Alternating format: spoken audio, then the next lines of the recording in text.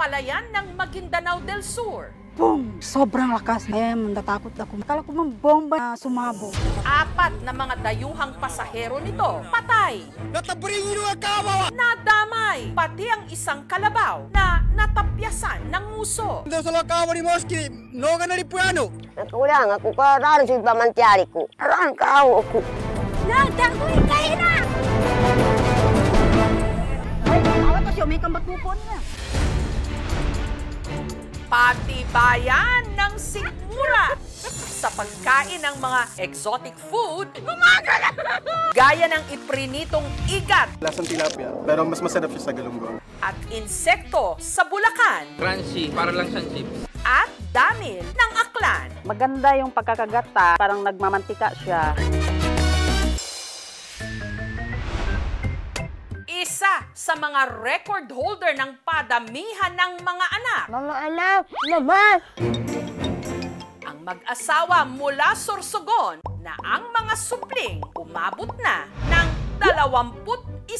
Taon-taon na po ako nanganak. Kahit po sa hospital ko na po ako dyan. Nandito na naman. Ano ka lang anak?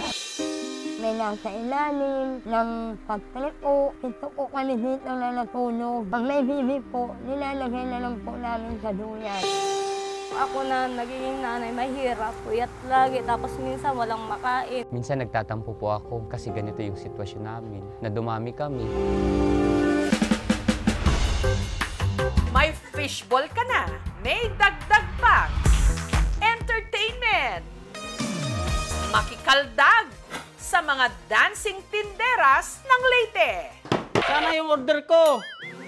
Wala pa kasi yung customer yon that time, kaya naisipan namin na, sige, sayo muna tayo.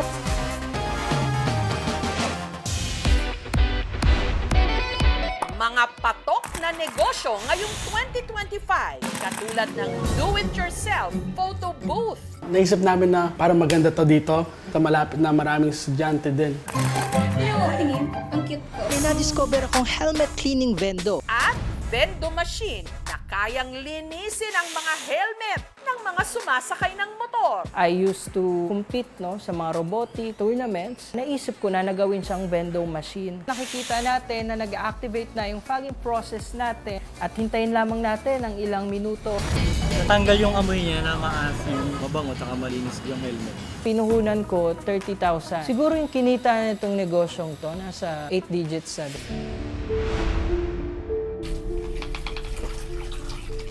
Hanggang saan kaya ang kayang tiisin Pagod talaga sir. Ano-ano ko po kasi ito ginagawa.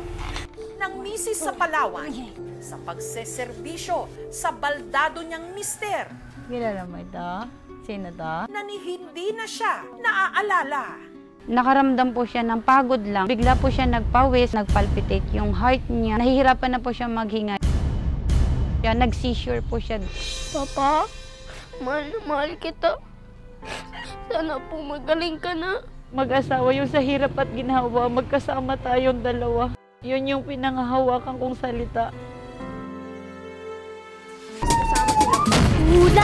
What was that?